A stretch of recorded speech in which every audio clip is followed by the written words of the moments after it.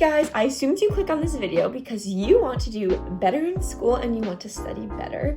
So welcome to my channel, and what perfect timing. I'm sure midterms is coming up for a lot of us college students, and for high school students, you'll have finals by the end of this semester. So this is a perfect time for this video. I hope that you like and subscribe, and if you'd love to see more tips, definitely comment down below. So without further ado, let's get into this video. Tip number 1 is elaboration. So elaboration is actually proven to be better than rehearsal. Rehearsal being just reading over the notes, repeating it. Elaboration is adding information to it, getting a deeper understanding of it, and trying to connect it to other things, elaborating on it. It's literally what it is.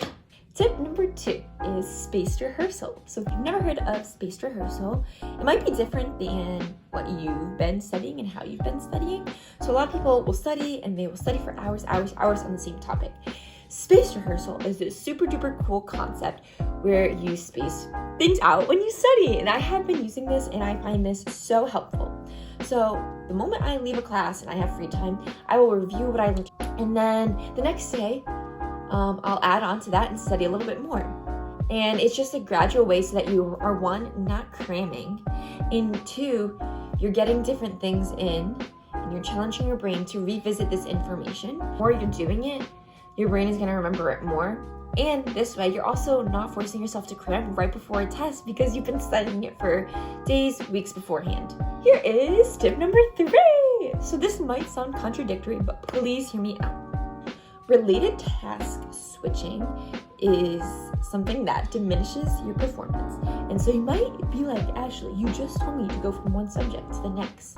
But this is slightly different. So related task switching is when you're studying a little bit, but you're also checking Instagram, answering an email maybe, and you're still focusing on what you're studying, but you're also kind of jumping back and forth between playing game pitcher with your friends and then reading about the muscles. This will diminish your performance. It's in my cognition textbook. Do not do this. When you do something, put your all into it, give it all your focus.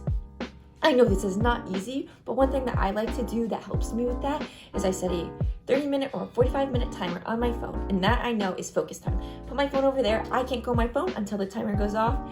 Get my work done, and then when the timer goes off, I give myself 10, 15 minutes to go on my phone, answer whatever I need to answer, get myself a little distracted, and then go back to the work. This way, you're giving yourself an incentive and a reward to work on what you're working on, but you're also not doing related task switching and getting your mind off focus.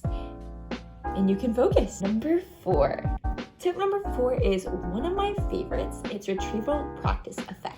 The retrieval practice effect pretty much states that however you will be tested is the best way you should study. If you have a multiple choice test, study in terms of a multiple choice test. So when I'm studying for my kinesiology exams, and I have a certain muscle, I'll open up a Word doc, and then I will pre-type these questions. What is the origin of the adductor longus? What muscle performs this action?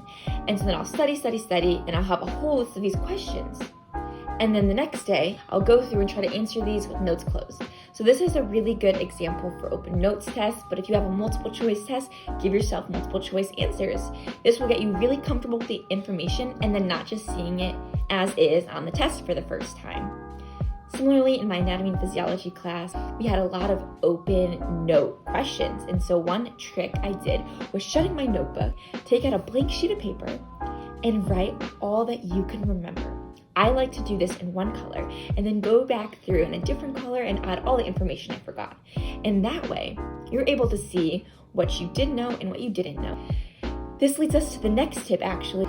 Tip number 5, which is time allocation. So people tend to focus on the things that are easier to them.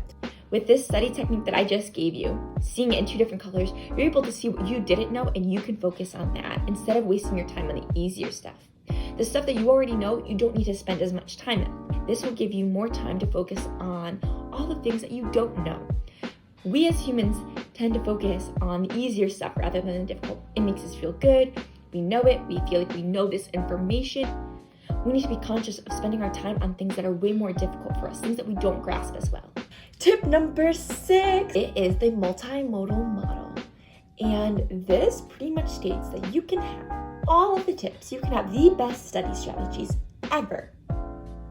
But if you aren't sleeping, if you're not hydrating, feeding yourselves, taking care of yourself, you're not going to perform well. And I just love this tip. So often we think we are going to sacrifice sleep. We're going to sacrifice eating and doing all things that are so good for our well-being in order to study. So if we're not taking care of ourselves in such a wide variety of aspects, we're not going to be performing as well. All these little things are going to help us perform to our best and do our best. You can have all these study techniques, but you're going to be wasting time if you're not able to focus. I thank you guys so much for tuning in, and I hope you enjoyed these 6 study strategies, and I hope that they help you. Please comment down below if you try any out and what you think of them. I have so many more that I would love to share, so if you love these kind of videos and want to see more, definitely let me know and I will make more. Have a great day. Thank you for learning how to be a productive and strategic student with me today.